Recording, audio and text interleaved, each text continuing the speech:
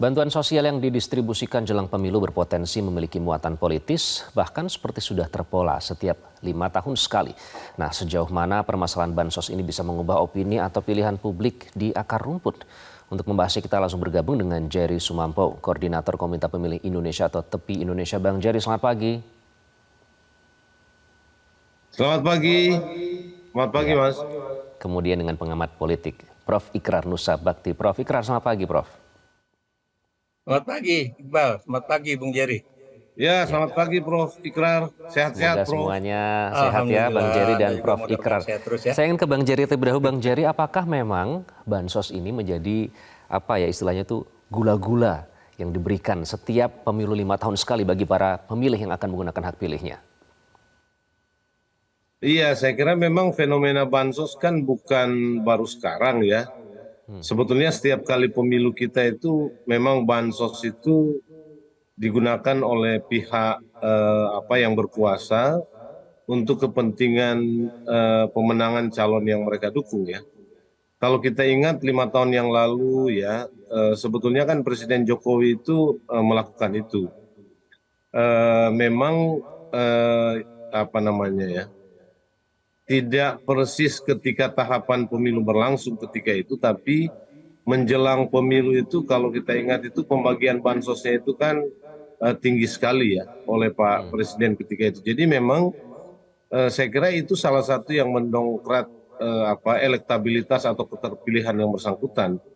Dan saya kira sekarang pola itu diulangi lagi dengan memanfaatkan para pejabat yang ada di lingkungan pemerintahan yang bagian dari partai politik atau menjadi pimpinan partai politik dan menjadi pendukung dari pasangan nomor 2 ya, Prabowo dan Gibran gitu. Jadi bansos memang sering disalahgunakan sejak dulu dalam setiap pemilu kita gitu ya, dan sekarang digunakan lagi.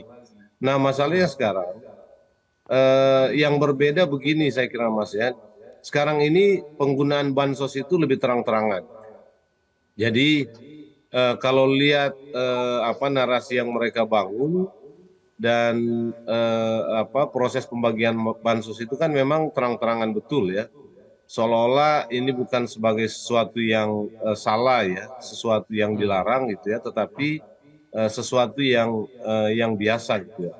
Nah, ini yang berbeda dari yang lalu. Kalau yang lalu-lalu itu ya memang dilakukan masih di luar tahapan pemilu.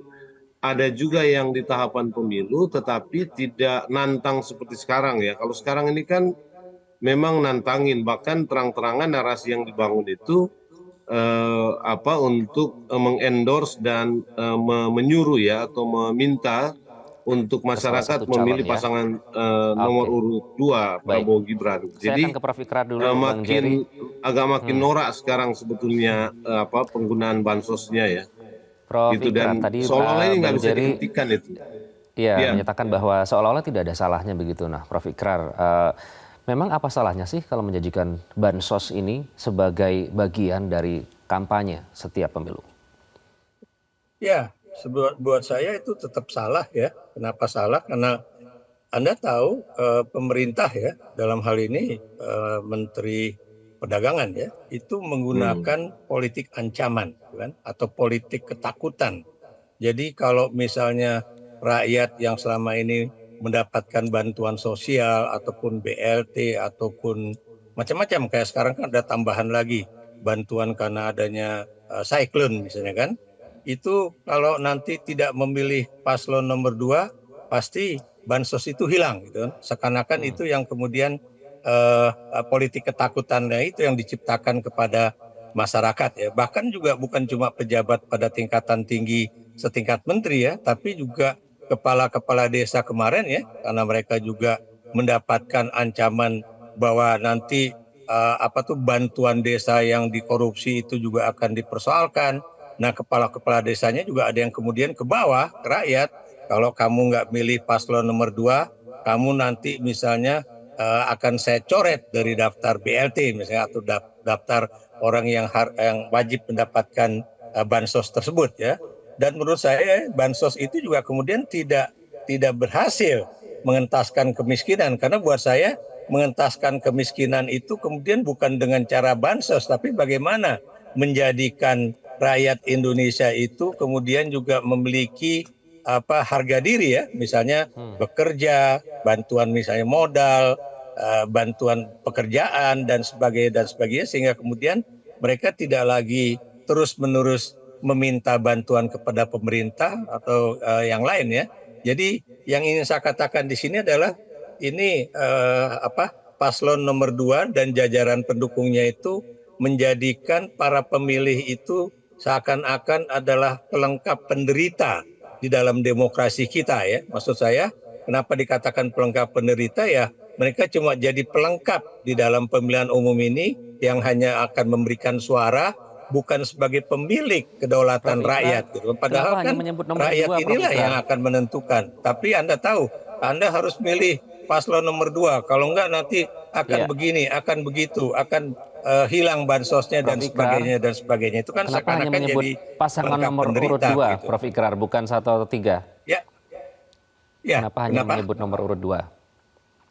Ya, paslon Iya. nomor urut 2 tadi yang saya katakan menggunakan pandangan-pandangan pendekatan politik apa istilahnya itu politik ketakutan ya, atau menjadikan rakyat sebagai pelengkap penderita di dalam pemilu itu. Dan buat saya itu nggak bagus ya. Jadi apa yang dikatakan misalnya oleh Anies Baswedan itu buat saya juga baik ya, atau misalnya yang dikatakan oleh paslon nomor 3 yaitu juga mengatakan bahwa itu kan adalah amanat dari undang-undang ya, selama masih ada kedaruratan, selama masih ada orang yang membutuhkan bantuan, itu bansos itu tidak akan hilang ya. Sebetulnya itulah Oke, kalimat-kalimat yang menurut saya tepat ya. Jangan kemudian oke, orang kemudian ditakut-takuti kalau kamu nggak milih paslon nomor 2 itu baik. nanti akan dicabut bansosnya Coba ya. kita tanya Jadi Bang atau Jerry ya, akan soal ketakutan dihapuskan ini oleh menarik, paslon terkesan yang seolah lain gitu. menebar ketakutan ya Bang Jerry. Ini apakah memang, karena sudah Ya. ada bantahan ya Bang Jerry, kita bacakan ini dari Sekjen PAN Edi Suparno yang menyatakan bahwa ini tuh bukan kampanye, melainkan hanya sosialisasi kepada masyarakat. Itu pernyataan dari PAN. Nah, apakah ketakutan yang disebut oleh Prof. Ikrar tadi ini yang dirasakan oleh mereka Ya, yang akan menggunakan hak pilihnya? sebetulnya kan apalagi yang mau disosialisasikan tentang bansos ya. Kan semua orang sudah tahu, orang sudah dapat kok selama ini gitu ya. Jadi memang yang disebut sebagai sosialisasi sebetulnya adalah yang tadi Prof. Ikrar bilang ya. Ini kan membangun narasi dan melakukan penekanan ya dan intimidasi kepada penerima bansos itu. Kalau mau tetap terima bansos itu ya harus pilih pasangan calon nomor 2 gitu ya. Itu jadi ini menurut saya bukan sosialisasi, dan apa yang mau disosialisasikan lagi tentang bansos, dan model sosialisasinya ya nggak boleh begitu dong. Model sosialisasinya itu kok bisa mengendorse satu pasangan calon tertentu gitu ya. Jadi memang ini sudah jelas-jelas saya kira polanya dan motifnya itu mempolitisasi bansos ini untuk kepentingan pasangan calon nomor urut 2 ya. Tapi itu dia pola ini kan tadi saya bilang pola ini pola lama ya. Yang berbeda itu sekarang memang dia terang-terangan dan sengaja melakukan itu dengan asumsi bahwa pasangan calon nomor 2 itu sudah akan menang kan, sehingga masyarakat kemudian menjadi takut. Kan narasinya Oke. narasi begitu, kita akan Bang menang Jerry, dan kenapa kalau Anda spesifik nggak nomor 2 pilih, sih? Itu yang membuat saya penasaran karena kan ini bisa dilakukan oleh ketiga pasangan calon. iya kan bansos ini kan dari pemerintah dan yang punya akses sangat baik dan sangat gampang sekarang ini adalah pasangan calon nomor urut 2 gitu ya. Jadi eh, yang nomor 1 dan nomor 3 itu ya tidak melakukannya. Pertama mungkin karena aksesnya memang terbatas, tidak ada yang di posisi yang bisa melakukan bansos ya. Kemudian yang kedua, saya kira pasangan nomor urut 1 dan nomor urut 3 mungkin juga tidak mau masuk kepada praktek-praktek penggalangan dukungan dengan cara-cara yang salah kan gitu ya, dengan cara-cara yang semestinya tidak boleh ya, karena itu tadi Oke, bansos itu adalah kewajiban negara ya untuk oke, membantu masyarakat secara temporer, tidak dalam konteks yang lebih panjang ya, karena kalau itu ditempatkan atau dilakukan dalam konteks yang lebih panjang jadi program, ya jadi pertanyaan kita juga sejauh mana dia efektif untuk